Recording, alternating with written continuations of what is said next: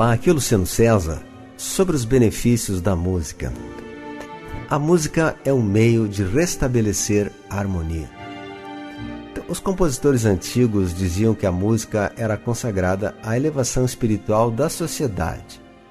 E a música podia ser considerada uma forma de comunhão entre o homem e Deus, uma linguagem que traz ao mundo físico a harmonia, a beleza, a elevação, a cura espiritual. A boa música pode trazer inspiração, arte, beleza, favorece os demais sentidos e, segundo especialistas, a música harmoniosa pode trazer profundos benefícios, combatendo desequilíbrios emocionais, psíquicos, como estresse, equilibrando o sistema cardiovascular, digestão, metabolismo, sistema nervoso, os órgãos. Alguns cientistas também comprovam que a música pode acelerar até mesmo a aprendizagem, ampliar a memória, elevar o QI. Como a matéria está em constante vibração a nível microscópico, tudo que vem harmonizar essa vibração deve afetar positivamente a matéria, incluindo o nosso corpo humano. Então a música elevada ela pode restabelecer a paz, a harmonia interior, porque ela atua no ritmo e na frequência do nosso corpo.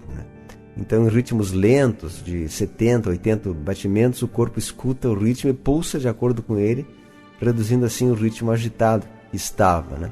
Como o nosso coração bate em torno de 70, 80 batimentos por minuto, músicas que trabalham nessa vibração podem nos acalmar, nos inspirar coisas elevadas. E o som de alguns instrumentos também pode contribuir, trazer efeitos benéficos. Entre eles, o piano, por exemplo, auxilia no combate à depressão e à melancolia. Os metais de sopro inspiram coragem, força. A flauta pode diminuir o nervosismo, acalmar, trabalhar a ansiedade. O som do violino e de cordas pode afastar a sensação de insegurança, mas infelizmente nem todos da área médica comungam com essas ideias. Segundo o escritor David Tame, do livro O Poder Oculto da Música, ele fala assim, abre aspas, o poder do som, que já foi uma ciência muito importante no passado, poderá ter lugar de destaque entre as ciências curativas do futuro. Vamos falar sobre a física do som. Assim como falam nas Sagradas Escrituras, como o Bhagavad Gita e a Bíblia, que grandes mistérios do universo encontram-se no som. Os pesquisadores falam que o som pode alterar a matéria, assim como pode criar mudanças espirituais e materiais na nossa vida. Então o som, ou verbo, que pode transformar o nosso mundo material e espiritual hoje, é o mesmo som ou verbo que Deus utilizou na Gênesis, haja luz, em Gênesis 1. No princípio era o verbo, e o verbo era Deus, ou seja, a palavra era o próprio Deus. Então Deus se utilizou da própria palavra para criar o nosso mundo. Então nós podemos também criar o nosso pequeno mundo com a nossa palavra, com a música, com os sons que a gente escuta. Nas escrituras védicas, hindus, lê-se também que no princípio era o verbo, e o verbo era Brahma, que era Deus, chamado de Brahma. Com isso nós vamos nos aproximando da ideia que o universo é constituído por alguma energia essencial que é a base para a formação de todas as outras substâncias, como se fosse um agregador das substâncias das moléculas para criar os mundos.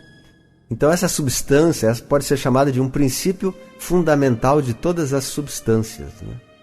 Então essa energia, esse fluido que é constituído todo o universo, é constituído também pelo som, pela matéria do som. O som interage com todas as coisas do universo, está dentro de nós, está em todas as substâncias. Os estudiosos falam que existe uma substância que criou todo o universo, um fluido, uma energia, algo que está presente em todas as células e moléculas do universo. Isso seria uma vibração, uma energia que, quando ela é condensada, se transforma em todos os tipos de matéria, de acordo com a disposição dos átomos. Helena Blavatsky, no livro A Doutrina Secreta, dizia que os átomos são vibrações, desmentindo a teoria de que os átomos seriam minúsculas grãozinhos de matéria, são vibrações. Outros cientistas falam também que os átomos não são sólidos, mas sim uma energia em movimento cíclico, ou seja, uma vibração. Em outras palavras, que o átomo é uma espécie de uma nota musical. O átomo é afetado pela música, e a música pode afetar o átomo, ou a matéria. Todas as formas de energia do universo se compõem de ondas ou vibrações, e a única diferença entre elas é a frequência, o número de batidas que elas dão por segundo, ou seja, o comprimento da onda. Assim, dentro do espectro de ondas eletromagnéticas, nós temos o som e temos a luz, que também se organiza nas cores do espectro solar, os raios ultravioletas, os raios X, os raios da energia elétrica, os raios cósmicos, os raios até nos celulares, enfim, são vários raios, todos eles na mesma onda eletromagnética, uns bem rápidos, uns mais lentos, que diferenciam uns dos outros. Então, enfim, todas as vibrações semelhantes são manifestadas de formas diferentes, mas são ramificações da mesma origem. Então nós podemos definir o som como uma vibração dentro do aspecto das ondas eletromagnéticas.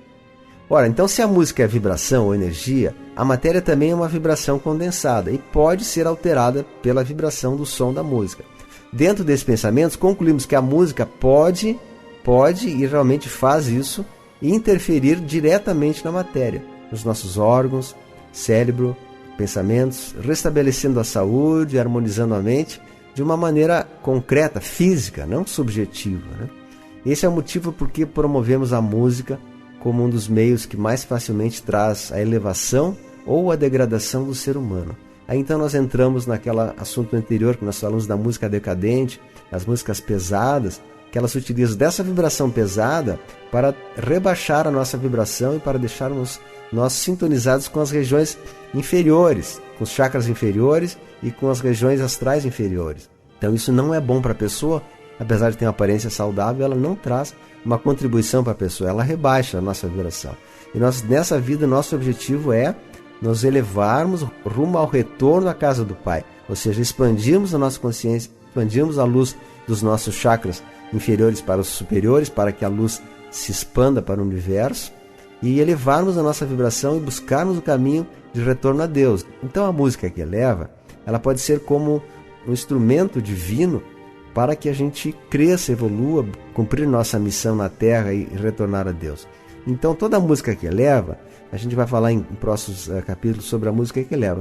É a música clássica, é a música dos mestres, são as notas-chave, as músicas indianas, os mantras, músicas religiosas, algumas delas, né? Músicas instrumentais, músicas que ajudam a gente a elevar a nossa vibração.